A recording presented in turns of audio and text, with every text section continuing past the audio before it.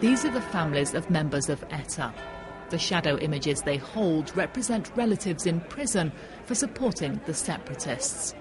ETA's deadly struggle is the last of its kind in Europe. No nos consideramos españoles. We don't consider ourselves Spanish, this prisoner's father tells me. We're Basque and totally independent. Totalmente independientes. Basque independence has been ETA's aim for 5 decades. It's killed more than 800 people. But now its banned political wing has announced a radical shift in strategy. This man is one of its leaders.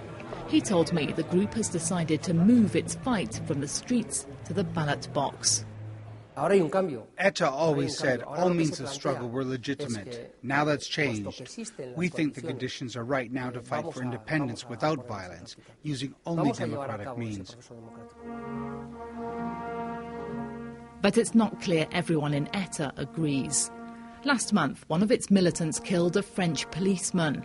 Once a safe haven for Basque separatists, France has now vowed to flush them out. And as pro-ETA politicians refuse to condemn that violence, Spanish officials argue that nothing has changed. There's still no announcement of what we've been waiting for years, that ETA is abandoning terrorist activity for good. This is not that announcement. This move is because ETA is under pressure from the police and finding it harder to operate. That pressure is clear, even on Basque Country streets. More than 750 people like these are now in prison because of their links to ETA. Every few months, another leader of the organisation is arrested. The Spanish government says ETA is now weaker than ever. So in these conditions, is there any chance that Madrid will negotiate? Very little, it seems. And for the families of ETA's victims, the very idea is repugnant.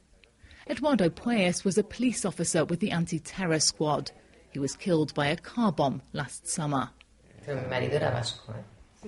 My husband was as Basque as they are, his widow tells me.